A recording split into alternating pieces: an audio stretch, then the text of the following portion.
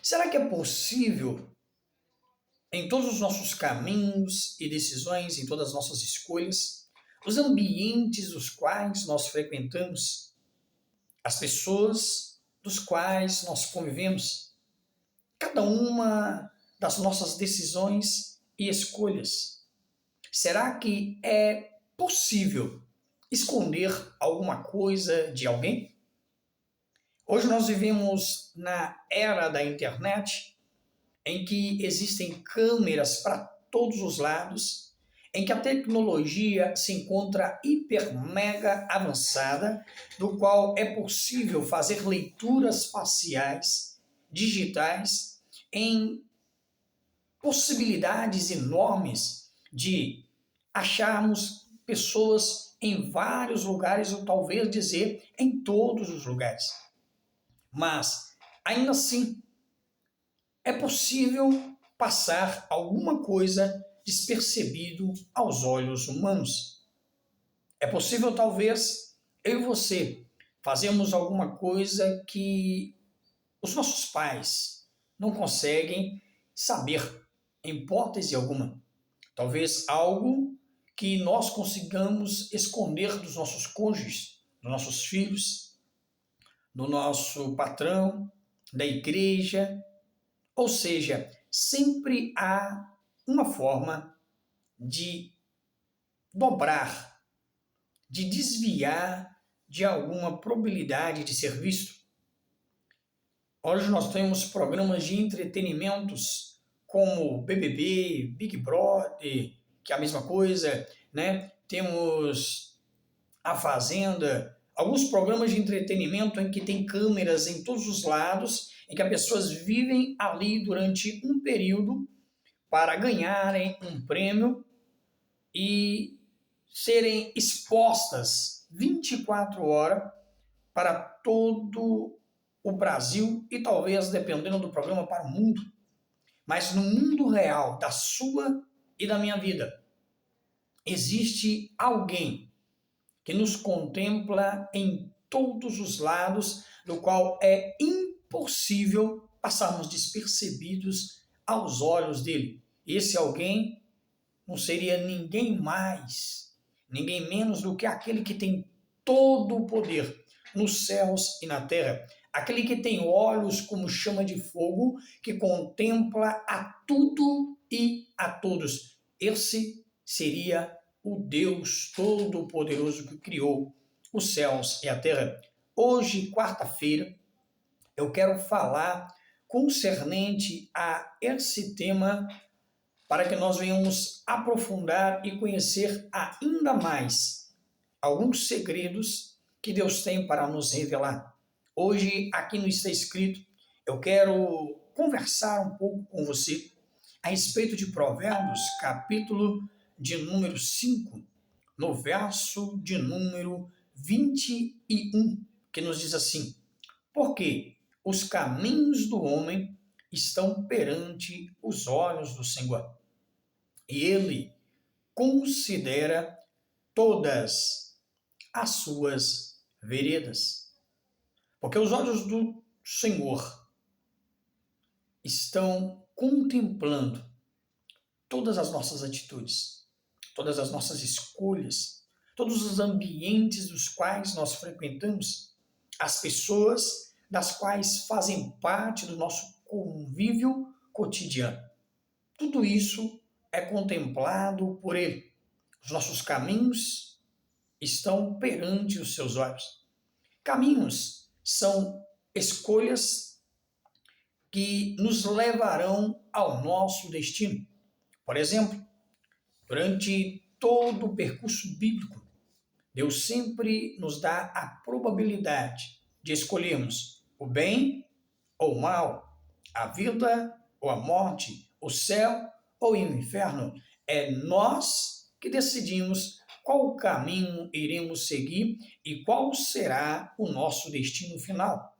É como se fôssemos fazer uma viagem da qual existe um destino certo, um alvo que nós escolhemos caminhar, prosseguir até ele. E no meio deste caminho existem certas decisões, certos trajetos, certos atalhos que nos são propostos. E no meio deste caminho, somos nós que decidimos quais veredas, ou seja, quais atalhos nós iremos seguir. Porque muitas das vezes estamos no caminho certo, mas estamos agindo de forma errada, com a motivação errada. E aí, Deus consegue contemplar isso tudo. O Senhor, Ele conhece plenamente cada um dos nossos pensamentos, dos nossos desejos, dos nossos projetos, dos nossos planos. Quais são as verdadeiras motivações por trás de cada ação e reação que nós temos. Ele conhece o verdadeiro motivo de cada passo que eu e você damos todos os dias. Ele conhece toda a nossa história, a nossa trajetória. Ele conhece nossas experiências, nossas histórias, nossos traumas, nossas feridas e cicatrizes que nós possuímos. Ele conhece a nossa alegria, a nossa tristeza. Ele conhece tudo e vê exatamente tudo. Nada passa despercebido aos olhos do Senhor. Quando nós chegamos nesse tema, nesse texto, nós vemos que somos advertidos a cuidar de cada passo da nossa vida. É necessário nós avaliarmos todos os dias cada uma das nossas decisões. Se nós estamos de fato seguindo o caminho certo e caminhando de forma certa nesse caminho. É por isso que a palavra diz que o Senhor vai endireitando as nossas veredas. Os nossos caminhos estão perante Ele. E as nossas veredas são consideradas por eles. Ou seja, o Pai, o Filho e o Espírito Santo. O Senhor vê e Ele não apenas vê, Ele pesa cada um dos nossos passos. Segundo Crônicas, capítulo 16, versículo de número 9, nos diz assim: porque quanto ao Senhor, os seus olhos passam por toda a terra, para mostrar-se forte para com aqueles cujo o coração é perfeito com Ele. Porque os olhos do Senhor passam por toda a terra, para mostrar-se forte para com aqueles cujo o coração é perfeito para com Ele. Então, os olhos do Senhor passam por toda a terra. Nada passa despercebido aos seus olhos. Nós podemos esconder de várias pessoas o nosso verdadeiro eu. Nos escondermos atrás de uma roupa que transmite exteriormente uma imagem que não é real ao nosso respeito. Nós podemos esconder algumas das nossas atitudes que passarão despercebida aos olhos da maioria das pessoas, mas diante dos olhos do Senhor nada passa batido. Provérbios capítulo 15, verso número 3, diz que os olhos do Senhor estão por todos os lugares, contemplando os maus e os bons. Todas as atitudes estão sendo contempladas diante do Senhor. Jeremias, capítulo de número 17, no versículo de número 9, ele nos diz que O coração do homem é perverso, é enganoso, e que, sendo enganoso esse coração, ele é mais do que todas as coisas. Então não existe nada mais enganoso no ser humano do que o coração do homem. Ou seja, nós como ser humano temos o nosso coração enganoso, perverso e mau. Mas as escolhas dos nossos caminhos, ou as decisões pequenas que são nossas veredas, é que nos dão a probabilidade de termos o nosso coração transformado pelo Senhor. No verso 10, ele diz: eu, o Senhor, esquadrinho o coração. O que é esquadrinhar? É sondar, é peneirar, é aprofundar dentro do coração do homem. Eu provo os pensamentos. Pensamento é aquilo que vem em nossa mente, aquilo que nós temos durante 5 a 7 segundos. O poder de permitir com que desça aos nossos corações e domine os nossos sentimentos e emoções, ou bloqueá-lo e substituí-lo por pensamentos melhores. Então, ou seja, o Senhor, ele esquadrinha o coração e ele prova os nossos pensamentos. Isso para dar a cada um segundo o seu caminho e segundo o fruto das suas ações. Tiago diz que as nossas decisões, os nossos pensamentos, eles entram em nossos corações e fazem brotar em nós o fruto do pecado. E quando nós executamos, o pecado gera a morte. É por isso que o apóstolo Paulo ele escreveu que todos pecaram, destituídos estão da glória de Deus, porque Deus olhou e não viu um justo sequer. É isso que faz quando nós não damos atenção para a obra salvadora e redentora de Cristo. O salário do pecado é a morte. Então, cada decisão errada da nossa vida, ela gera morte. Morte emocional, morte espiritual, no meio da família, famílias destruídas, sonhos destruídos. É o que o pecado gera.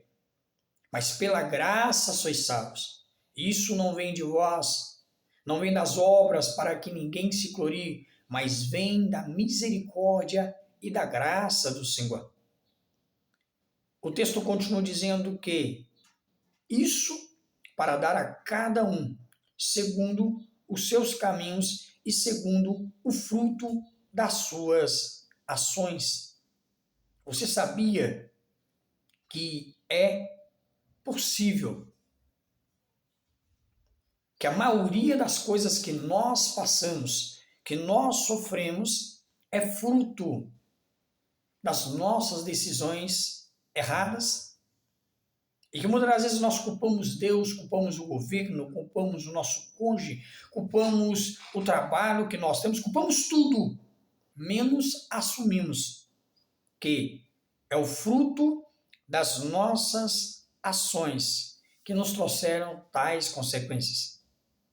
No capítulo 16, no verso 17, Jeremias diz que porque os olhos do Senhor estão sobre todos os caminhos, não se escondem perante a minha face, nem a sua maldade se encobre aos meus olhos. Não se escondem perante a minha face, nem a sua maldade se encobre aos meus olhos. Tudo de bom ou tudo de ruim que nós fazemos não passa despercebido aos olhos do Senhor. É impossível escondermos alguma coisa dele. É impossível. Capítulo 32 de Jeremias, verso de número 19, na parte B, diz assim: os teus olhos estão abertos sobre todos os caminhos dos filhos dos homens, para dar a cada um segundo o seu caminho e segundo o fruto das suas obras. Como diria um bom roceiro, quem planta, colhe. Então, ou seja, cada uma das nossas decisões,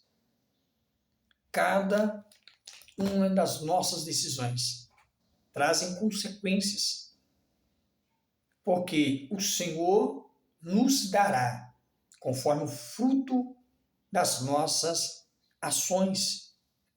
Ele fará com que nós venhamos colher aquilo que nós plantamos. Porque não erreis, do Senhor ninguém se escarnece, porque tudo aquilo que o homem plantar, isso também ele vai colher. É necessário nós nos atentarmos para tudo isso.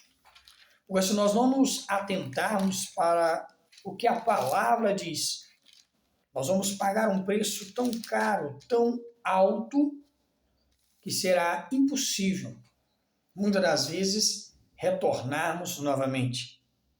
É a graça e a misericórdia de Deus que tem o poder de nos resgatar, de nos redimir, de nos transformar, mas temos diante de nós o poder da decisão. E é nós quem decidimos qual caminho nós vamos seguir. E além de decidir qual caminho, qual vereda nós iríamos andar dentro deste caminho. Então é muito importante com que nós meditemos nisso tudo. Outro texto que eu quero também falar sobre ele, Hebreus, no capítulo de número 4, Hebreus 4, verso de número 13. Vou ler o 12 também para ficar bem mais profundo, que diz assim: porque a palavra de Deus é viva e é eficaz, e é mais penetrante do que qualquer espada de dois gumes, e penetra até a divisão da alma e do espírito, das juntas e medulas, e é apta para discernir os pensamentos e intenções do coração. Porque a palavra de Deus, ela tem o poder de penetrar de tão profundo na sua alma, no seu espírito, que divide juntas e medulas, e é apta para discernir os nossos pensamentos. É por isso que nós temos que ter o coração aberto para que a palavra de Deus entre, nos instrua, nos ensine, nos advirta e faça com que nós consigamos nos tornar melhores a cada dia e que venhamos permitir com que o Senhor venha endireitar as nossas veredas. Por quê? Verso número 13. E não há criatura alguma encoberta diante dele. Antes, todas as coisas estão nuas e patentes aos olhos daquele com quem temos de tratar. Ou seja, prestar contas.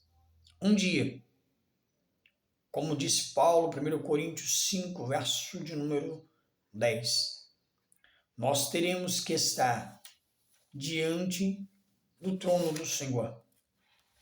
E nesse dia, nós teremos que prestar conta de cada palavra, de cada atitude.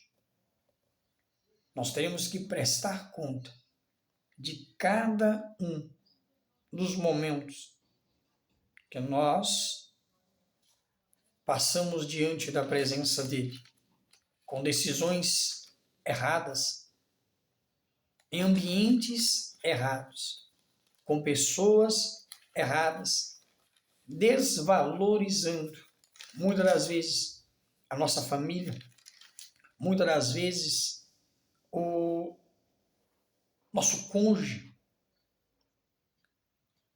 De novo, não é 1 Coríntios, é 2 Coríntios 5,10.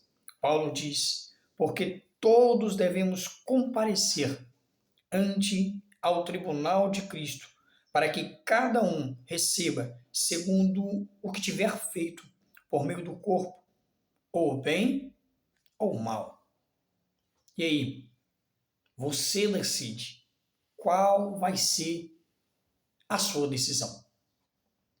Prosseguir por um caminho errôneo, de engano, de máscaras, de simplesmente uma capa, uma armadura, e por debaixo dessa armadura, cheia de chagas, de feridas, cheia de defeitos, ou vai permitir que a palavra penetre em você e mude totalmente a sua história e endireita as suas veredas e transforme a sua vida. A palavra de Deus tem poder de fazer infinitamente mais do que tudo que nós pedimos ou pensamos, ainda que nossos pecados sejam vermelhos como o carmesim.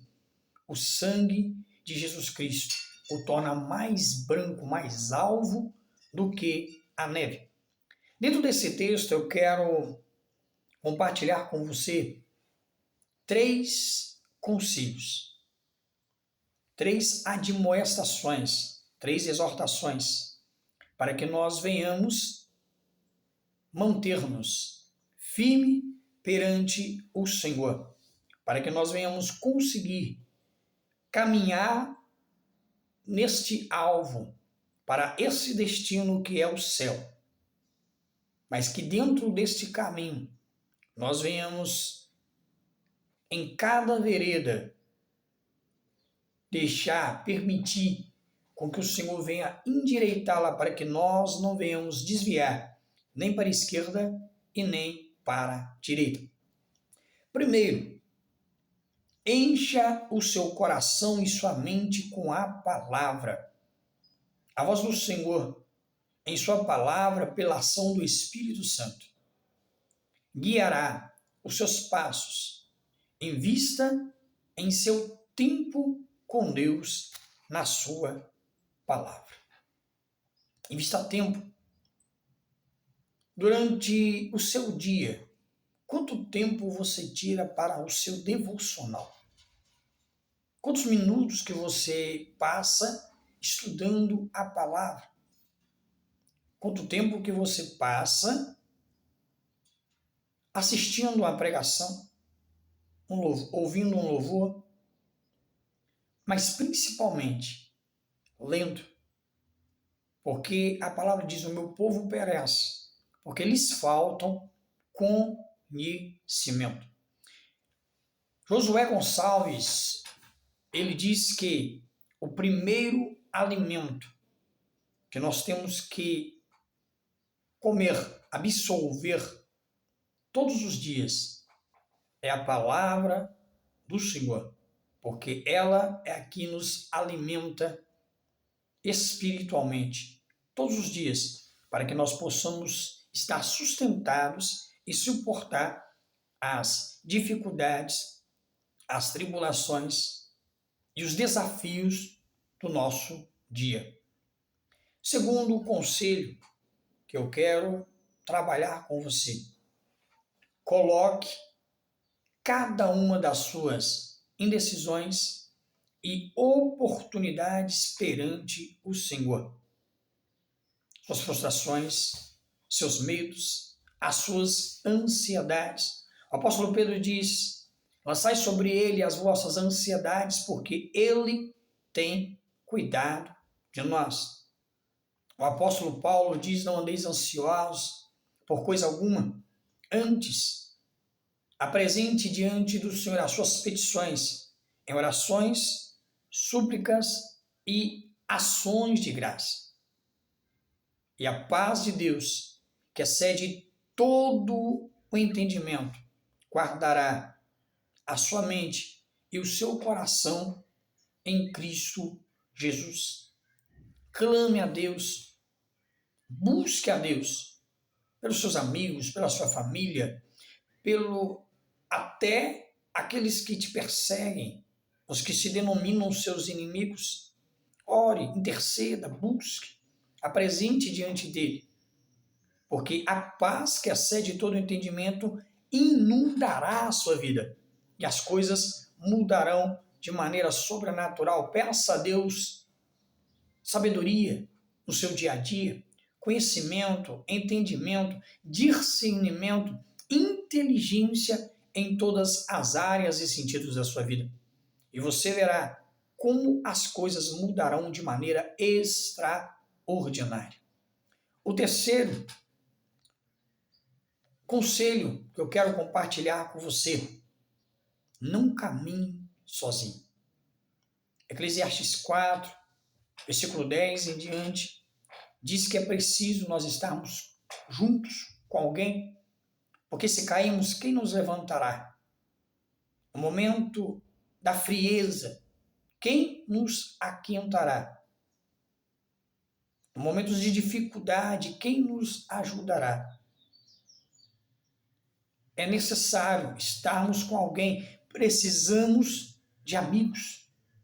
Precisamos dos nossos cônjuges, dos nossos filhos, dos nossos pastores e mentores. Precisamos de ajuda, precisamos de amigos. Ninguém anda sozinho, porque sozinho ele sucumbe.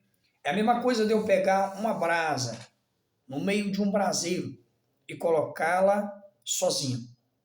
É questão de minutos para que ela se apague e morra. Assim sou eu, assim é você. É necessário, é preciso termos alguém, termos amigos. O provérbio nos exorta a termos amigos, porque o amigo é que nos ajuda. A Bíblia diz que em Provérbios 27, 17, que assim como um ferro afia outro ferro, assim um amigo ajuda outro amigo, afia outro amigo.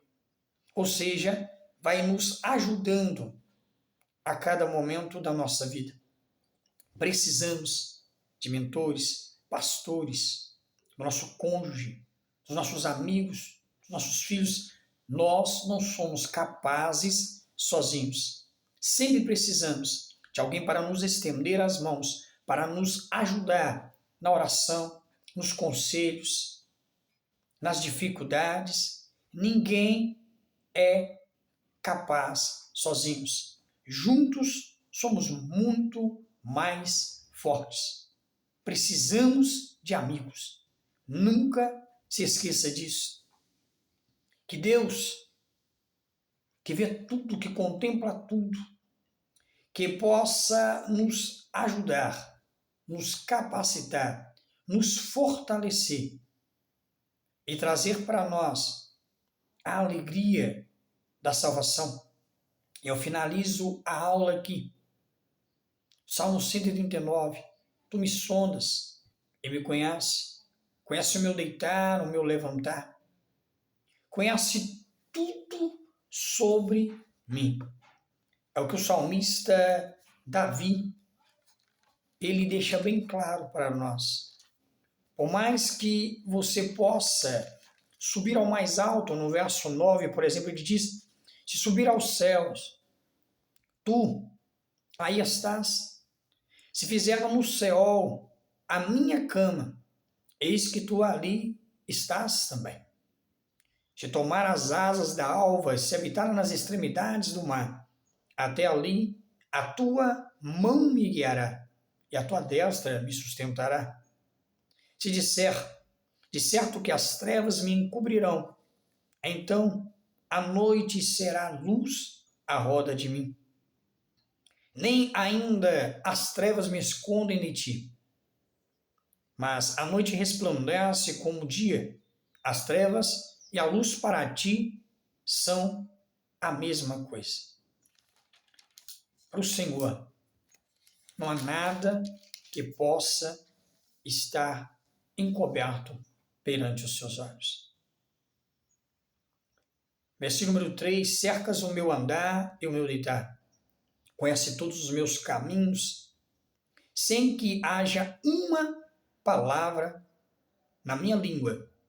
Eis que, ó Senhor, tudo conheces. Tu me cercastes em volta e puseste sobre mim a tua mão. Tal ciência é para mim maravilhosíssima, tão alta que não posso atingir. Verso número 7 diz, para onde me irei do teu espírito? Ou para onde fugirei da tua face? Em todos os lugares, em todos os momentos, Deus nos contempla. Então deixo aqui o meu alerta. Escolha bem o seu caminho. Escolha bem as suas veredas dentro deste caminho. Nunca se esquecendo que o melhor caminho é estar no verdadeiro caminho, que é Cristo. Porque ele disse, eu sou o caminho que conduz à vida. O único mediador entre Deus e os homens é Cristo. E é o único caminho que nos leva ao Pai. É impossível chegarmos a Deus sem passarmos única e exclusivamente pela porta que é Cristo. Ele é o caminho, ele é a verdade e ele é a vida. E se você escolheu a vida, se você escolheu a bênção, se você escolheu o céu, este é o caminho certo. Que Deus em Cristo te abençoe, paz e prosperidade seja sobre sua casa, sobre o seu lar e sobre a sua família. E até a próxima aula, se Deus assim nos permitir. Fique com Deus e até amanhã.